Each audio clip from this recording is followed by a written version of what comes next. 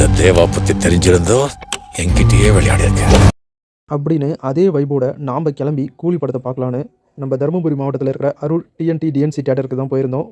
தேட்டரில் செம கூட்டம். ஏற்கனவே டிக்கெட் புக் பண்ணதுனால நேராக உள்ளே போய் உட்காந்தாச்சு. தேட்டருக்குள்ளே போய் உட்காந்ததுமே டைரக்டர் ஜேம்ஸ் கன்னுடைய அவதார் 3 ஃபயர் அண்ட் ஆஷ் படத்துடைய அஃபிஷியல் ட்ரைலரை ஸ்க்ரீன் பண்ணியிருந்தாங்க. ட்ரைலரை பார்க்கவே அவ்வளோ சூப்பராக இருந்துச்சு. அவதார் 3 ஃபயர் அண்ட் ஆஷ் படம் இங்கிலீஷ், ஹிந்தி, தமிழ், தெலுங்கு லாங்குவேஜில் டிசம்பர் 19 தேட்டரில் ரிலீஸ் பண்ணுறாங்க. அது மட்டும் இல்லாமல் நம்ம எஸ்கே சிவகார்த்திகேயனுடைய மதராசி படத்துடைய எக்ஸ்டாண்டர்ட் வெர்ஷன் கிளிம்ஸ் வீடியோவும் தேட்டரில் ஸ்க்ரீன் பண்ணியிருந்தாங்க. பார்க்கவே அவ்வளோ சூப்பராக ஃபயர் ஆயிருந்துச்சு. சிவகார்த்திகேயனுடைய மதராசி படம் செப்டம்பர் 5 தீயா பரவ போகுது. அதுக்கப்புறம் நம்ம சூப்பர் ஸ்டார் சினிமா ஃபீல்டுக்குள்ள வந்து 50 வருஷம் ஆகுது. அதை செலிப்ரேட் பண்ணுற விதமாக ஒரு ஸ்பெஷல் டைட்டில் அனிருத்தோட மியூசிக்கில் கொடுத்துருந்தாங்க பாருங்க. பார்க்கவே அவ்வளோ சூப்பராகவும் செம மாசாகவும் இருந்துச்சு.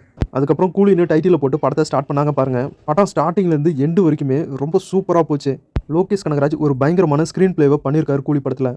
படம் ஃபுல்லாகவே ட்விஸ்ட் மேலே ட்விஸ்ட் அப்படின்னு படம் போகிறதே தெரியல. அந்த அளவுக்கு ரொம்பவே இன்ட்ரெஸ்ட்டாக எடுத்து போயிருக்காங்க. அதிலும் ஆக்டர் ரச்சிதா ராம் இந்த படத்தில் ஒரு முக்கியமான கேரக்டரில் நடிச்சிருக்காங்க. அவங்களுடைய கேரக்டர் வெறித்தனமாக இருக்குது. அவங்களுடைய கேரக்டர் மட்டும் இல்லை, ஆக்டர் சோபின் அவருடைய கேரக்டரும் பயங்கரமாக இருக்குது. ஒரு வெறித்தனமான வேற லெவலில் ஒரு சம்பவத்தெல்லாம் பண்ணி வச்சிருக்காரு. ஆக்டர் சோபின், ஆக்டர் ரச்சிதா இவங்க 2 பேருமே கூலி படத்தில் பயங்கரமான சம்பவங்களை பண்ணி வச்சிருக்காங்க. அதை பார்த்தீங்கன்னா என்னடா நடிப்பில் இப்படி மிரட்டியிருக்காங்க அப்படின்னு உங்களுக்கே ஃபீல் ஆகும். அந்த அளவுக்கு தரமான சம்பவத்தை கூலி படத்தில் பண்ணியிருக்காங்க.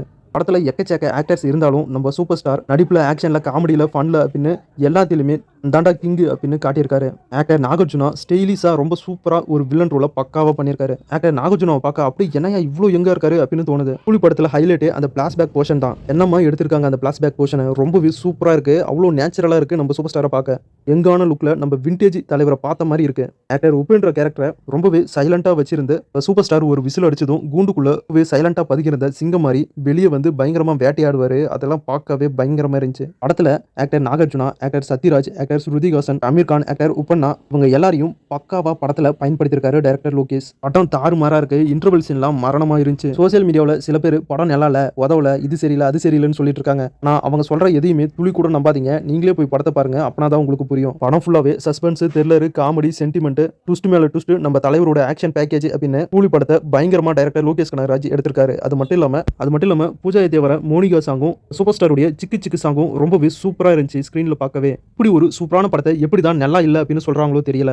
லோகேஷ் கனகராஜ் டைரக்ஷன்ல நம்ம சூப்பர் ஸ்டார் ரஜினிகாந்த் அவர்கள் இறங்கி சம்பவம் பண்ணியிருக்காரு. ஒரு தரமான படம் தான் இந்த கூலி படம். இப்போ யார் சொல்றதையும் கேட்காதீங்க. நீங்களே போய் படத்தை பாருங்க. படம் தரமா இருக்கு. நம்ம சூப்பர் ஸ்டாருடைய தரமான சம்பவத்தை பார்த்துட்டு அதுக்கப்புறம் சுட சுட பிரியாணியை சாப்பிட்டு அப்படியே கிளம்பி நம்ம வீட்டுக்கு வந்துட்டோம். உண்மையிலே கூலி படம் ரொம்ப சூப்பரா இருக்கு. படம் நல்லா இல்லை அப்படின்னு சொல்றதெல்லாம் காது கொடுத்து கேட்காதீங்க. நீங்களே போய் படத்தை பாருங்க, அப்புறம் சொல்லுவீங்க.